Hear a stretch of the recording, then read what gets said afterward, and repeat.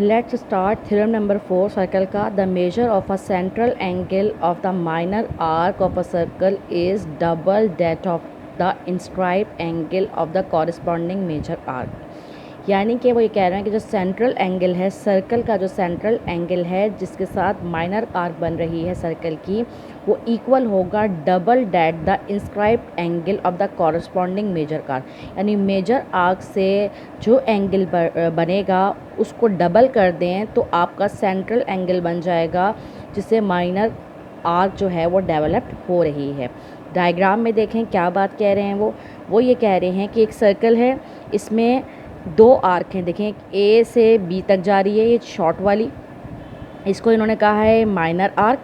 इससे जो एंगल बन रहा है वो है एंगल ए ओ बी, यानी कि ये पूरा, ठीक है ना। तो इस एंगल, ये माइनर का आर्क है, देखें छोटी आर्क है, ये ए से बी तक का छोटा पार्ट है सर्कल का। इससे जो एंगल बन रहा है वो बन रहा है ए ओ बी, इसको कहा है सेंट्रल एंगल। इसकी जो वैल्यू होगी वो एक्चुअली इक्वल होगी जो मेजर आर्क से एंगल बन रहा है। देखें ये वाली जो पूरा रिमेनिंग सर्कल बनता है ए सी और बी वाला, यानी ये पूरा सर्कल जो है वो मेजर आर्क है। इससे जो एंगल डेवलप्ड हो रहा है वो ये वाला हो रहा है, ये ए सी बी, ये एंगल है। इस एंगल की जो भी वैल्यू होगी उसको डबल कर दें अगर हम, तो ये सेंट्रल एंगल की वैल्यू बनेगी। ये कह रहे हैं वो थ्योरम 4 की स्टेटमेंट में। अब इसको प्रूफ कैसे करना है, हमें प्रूफ करने के लिए गिवन है हमारे पास कि angle A O B is a central angle of A B of a circle where centre is O, जो कि एक माइनर आर्क है। एंगल ए ओ बी, ठीक है, सेंट्रल एंगल है ए बी का सर्कल के, ठीक है, हु सेंटर, इसका सेंटर ओ होगा, ठीक है, और माइनर आर्क याद रखिएगा है। And angle A C B, यानी ए सी बी, यानी कि ये वाला एंगल, यानी ये वाला सी वाला angle, angle A C B is an angle inscribe और a subtended by the corresponding major arc of A C B. यानी जो major arc A C B से जो एंगल बन रहा है एंगल ए सी बी, वो इंस्क्राइब्ड एंगल है सर्कल का। आप जानते हैं ए सी बी में 3 अल्फ़ाबेट हैं, जिन्होंने ध्यान नहीं दिया इस बात पर दोबारा बता दूं कि ये एंगल का साइन होता है, लेकिन इस एंगल का मतलब ये नहीं है कि तीनों के एंगल। इस एंगल का मतलब है जो सेंटर में अल्फ़ाबेट लिखा हुआ होता है, यानी कि यहाँ पर सी लिखा हुआ है तो इसका मतलब है वो एंगल सी की बात कर रहे हैं। ए और बी उसके आर्म्स हैं, ठीक है, उसकी साइडें हैं, लेकिन बेसिकली बात हो रही है एंगल सी की। जिस तरह से यहाँ पर बात हो रही है ए सी बी, तो सी एंगल की बात कर रहे हैं, ए उसका एक आर्म है और बी उसका दूसरा आर्म है, ठीक है। हमें प्रूफ क्या करना है, हमें प्रूफ करना है कि एंगल ए ओ बी, यानी कि ये वाला angle, angle A O B equal होना चाहिए 2 time of angle A C B के, यानी कि वो इक्वल होना चाहिए 2 time of A C B, यानी ये वाले एंगल को 2 टाइम करें तो ये वाला ए ओ बी बनेगा। ये बात हमें प्रूफ करनी है, सही है ना। अब हम आगे चलते हैं।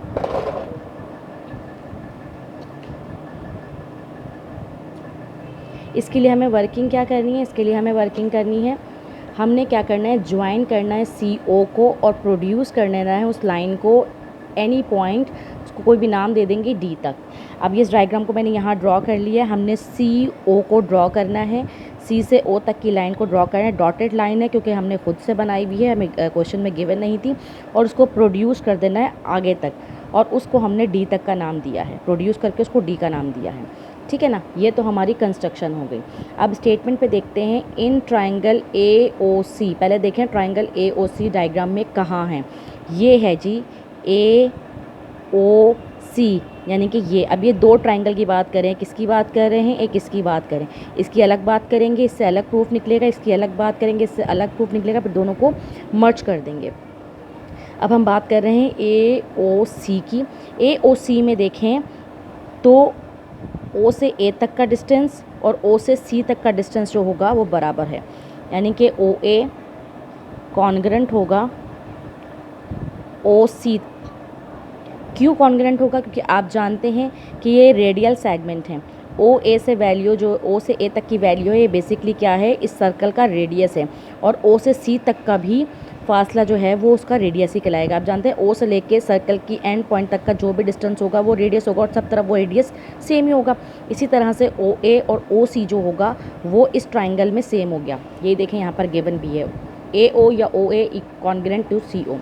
इस तरह से दूसरी बात ये कह रहे हैं radial segment of the same circle, ठीक है। अब angle ACO is equal to the angle CAO। अब ACO और CAO देखें कौन सा एंगल है, ACO यानी कि ये वाला हाफ एंगल, ठीक है।